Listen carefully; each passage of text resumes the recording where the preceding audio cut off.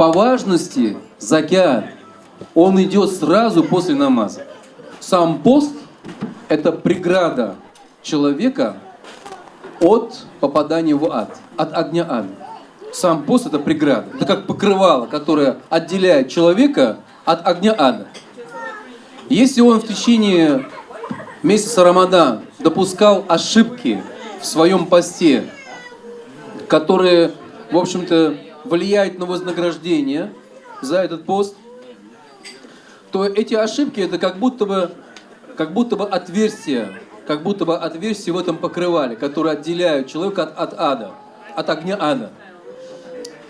А вот закят – это как будто заплатки на эти дырки. Если человек не совершает, не делает пост, не держит пост, не означает, что он теперь освобождается от выплаты закята. Нет. Точно так же, как если человек, например, намаз не совершает, точнее, он пост не держит, то как будто бы он может намаз не делать. Или наоборот, раз ты намаз не делаешь, тогда и пост зачем ты держишь? Пост, намаз и закят – это разные ритуалы, это разные столпы ислама. Один каждый по себе. Конечно, они между собой имеют определенную связь, как я сказал, что закят – это как заплатки, которые, в общем-то, минимизируют те ошибки, которые человек мог допустить в течение поста месяца Рамадан. И то речь не о ошибках, которые нарушают его пост. Нет. Например, человек думал, что можно использовать, назальные капли, да, и думал, его пост не нарушается. Он ошибся, пост его действительно нарушился, но он не попадает в такой большой грех, как тот человек, который сознательно начал кушать в пост Рамадан. Ошибки, которые влияют на вознаграждение, например, он в пост ругался матом, к примеру, днем, или злословил на человека, да, говорил о нем какие-то плохие слова. То есть это ошибка, которая повлияла на вознаграждение от Аллаха за то, что человек держит пост. Вознаграждение стало меньше. Так вот, закят – это как раз то, что минимизирует эти ошибки. Закят бывает двух видов, чтобы вы все понимали. Два вида закята. Первый вид закята – это закят с имущества, и причем только с определенного имущества. Например, у человека есть стадо овец или стадо верблюдов, или у него есть клад золота, или у него дома золотая посуда, он занимается выращиванием фруктов, посевных, урожай у него там есть и так далее. Есть определенные категории имущества, с которой он должен выплачивать закят. И он не обусловлен именно Рамаданом. Если человек в течение года собрал 2 урожая яблок или 2 урожая, фруктов, то он с каждого урожая платит закят, и все, больше и вопрос закрывается. Мы сейчас будем говорить о закяте, закят аль-фитр, закят с тела. Да?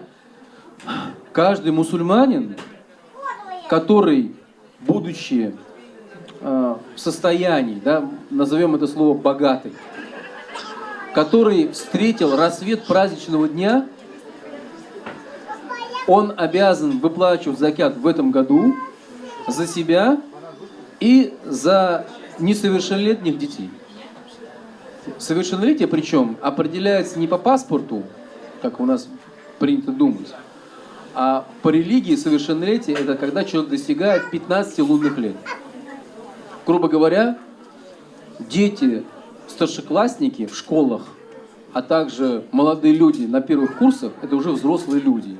Вот у меня 2 таких. Один 9 класс заканчивает, ему уже 15 с лишним лет. Другой на 2 курсе института учится. Они уже взрослые, с них есть спрос. В судный день они будут отвечать за свои грехи, если совершали. Но я за них уже не обязан выплачивать закят. Я плачу за 3-го сына, который во 2 классе учится.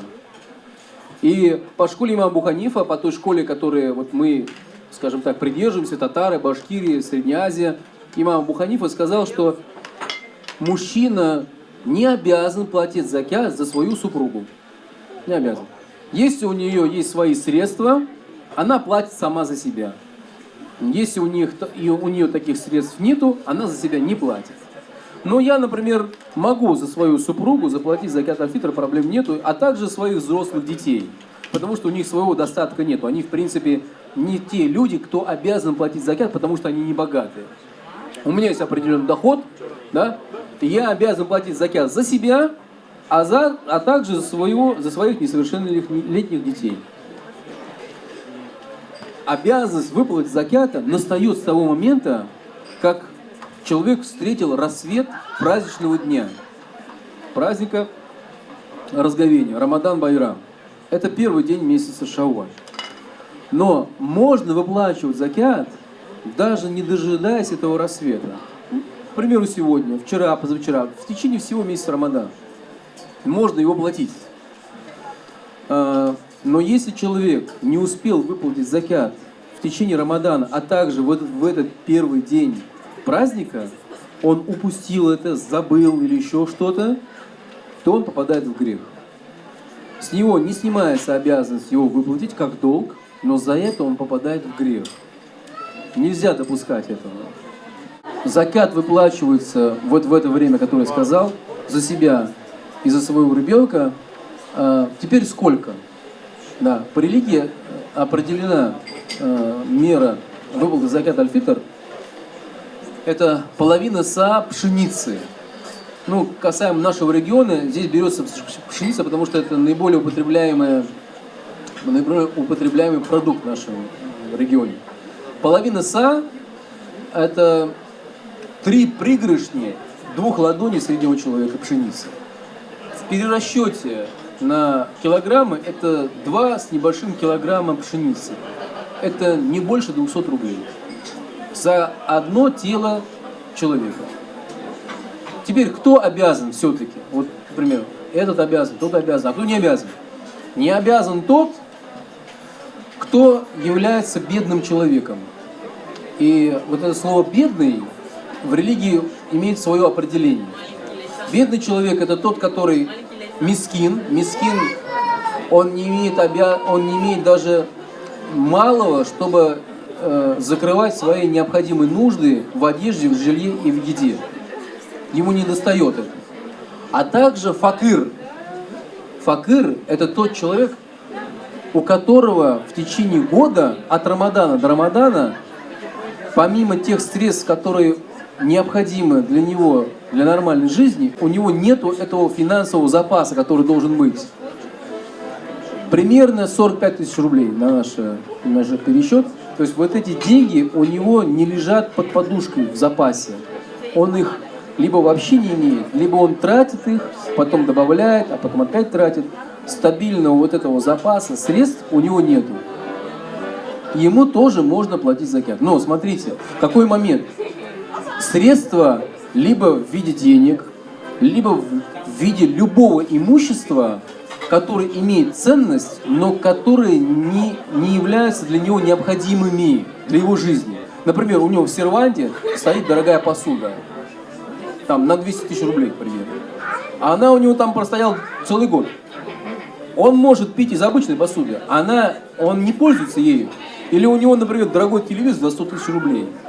Или у него мебель дорогая. Если суммировать все имущество, которое у него есть, и это не является для него необходимым в жизни, то это тоже входит в этот подсчет. Понятно?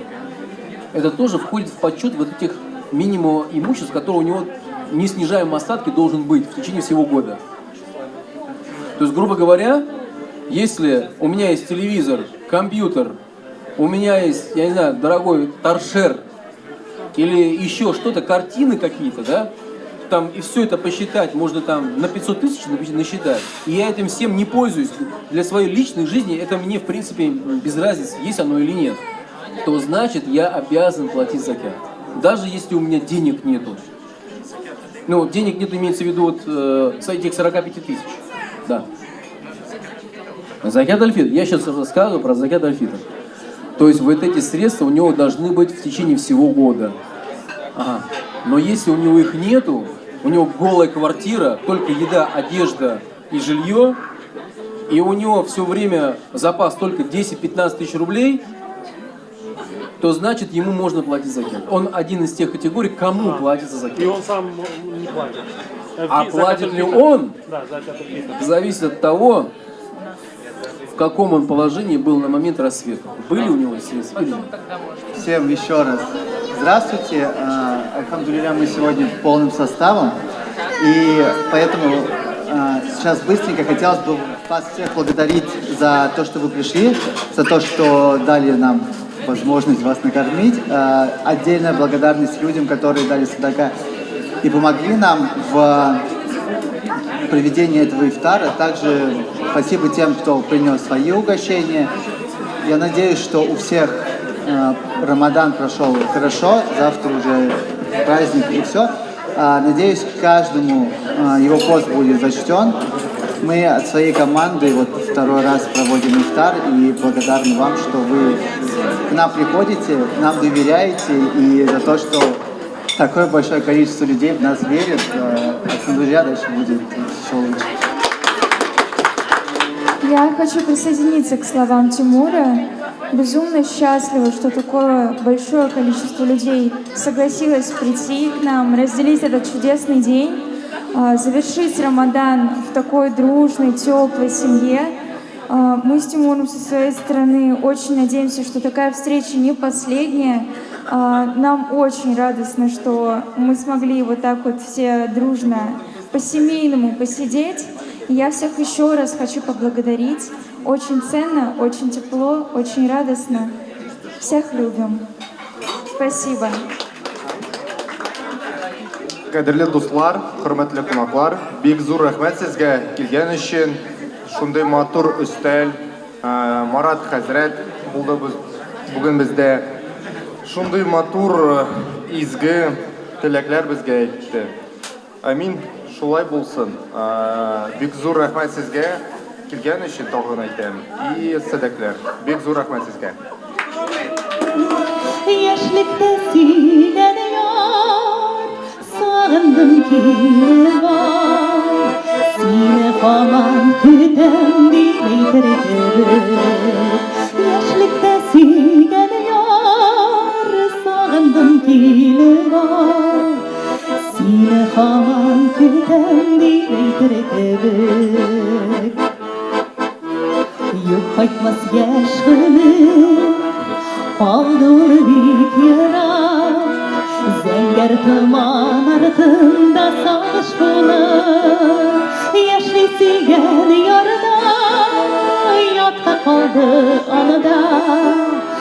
Әллә язмыш, әллә бер ялгыш булыр. Яшьли сөйгән ярда, ятка калды анада. Әллә язмыш, әллә бер ялгыш булыр. Чәчәкләр кебек кар ява, хәтерләтеп ямьле май кичен. Шымкыр чәчәк кыны тугайда, йөргән иде яңгыр кичен. Шымкыр чәчәк кыны тугайда, йөргән иде яңгыр кичен. Тырбыш юлларыбыз шул кичтә, яралады төрле якларга. Шулай да иркәгә истә, алыштырманы ятларга. Шулай да иркәгә истә, алыштырманы ятларга.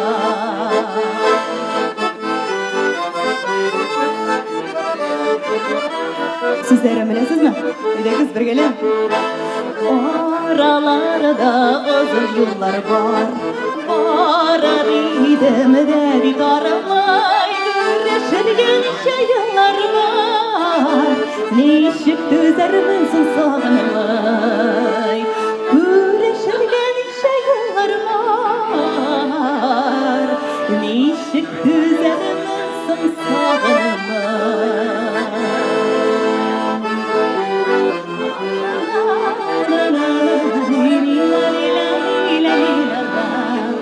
Unutmağansımıdır, iske alasımıdır. Sağınam şol minde ol şakını. Şımır шәшкем дейіп, еркелеп қамсиып, ерегімнің нұрын алдыңда.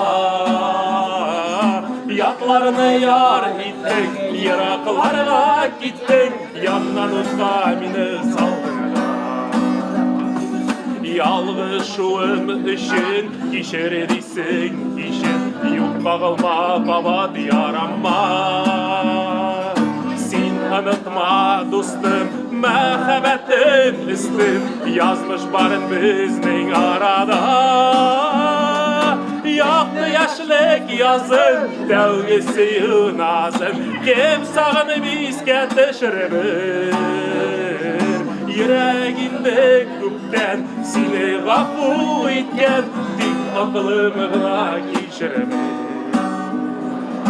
Яқты яшілік язын, дәуге сүйін азын, кем сағынып иске түшірімір. Ерегімді көптен сені ғафу еткен, тек ақылымға кешірімір.